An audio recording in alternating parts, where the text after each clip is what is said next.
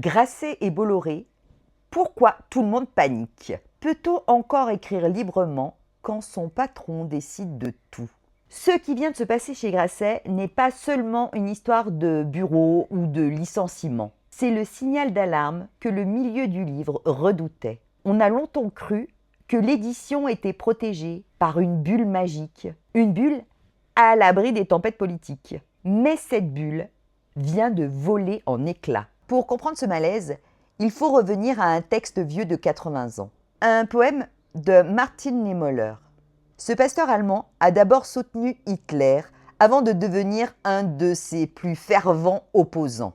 Il a connu les camps et après la guerre, il a écrit ces quelques mots pour décrire un mécanisme humain terrible, la passivité sélective. C'est la mécanique du « tant que ça ne me touche pas, je laisse faire ».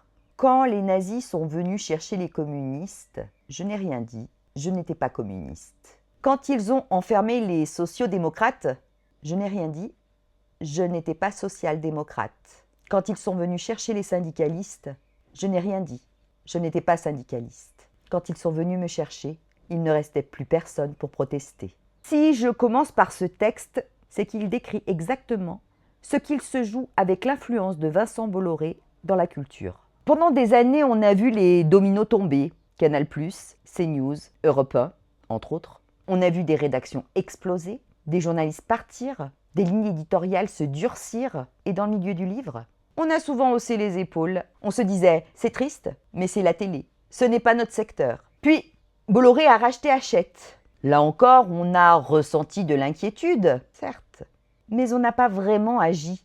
On a continué à publier, à signer des contrats, à faire sa promo. Et puis, la ligne rouge a été franchie. Olivier Nora, le président directeur général, le PDG quoi, de chez Grasset, a été limogé après 26 ans de service. Mais au fond, pourquoi c'est si grave? Chez Grasset, Olivier Nora n'était pas juste le patron.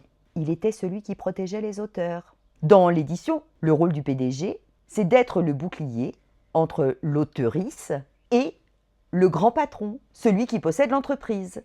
Tant que Nora était là, Grasset pouvait publier des livres de tous les bords politiques, même ceux qui déplaisaient à l'actionnaire.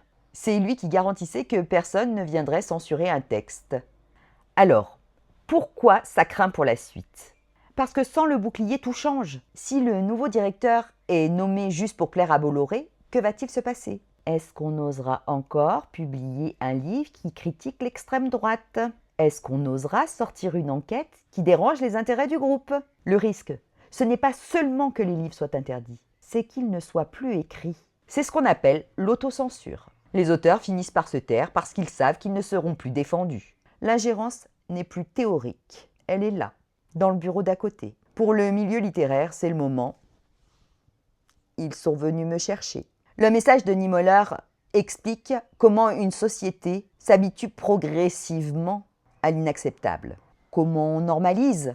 Comment on minimise en se disant « ce n'est pas si grave » jusqu'au moment où il est trop tard. La vérité, c'est que la passivité n'est jamais neutre. Elle prépare le terrain. Aujourd'hui, le milieu littéraire découvre que le terrain est glissant. On ne peut pas courir sur les plateaux de CNews pour vendre des livres et crier au scandale quand la même logique frappe à la porte de sa maison d'édition. Conclusion, Niemöller ne nous demande pas d'être un héros. Il nous dit juste « regardez ce qui arrive quand on laisse faire ». Alors, maintenant que la ligne rouge est franchie, qu'est-ce qu'on fait?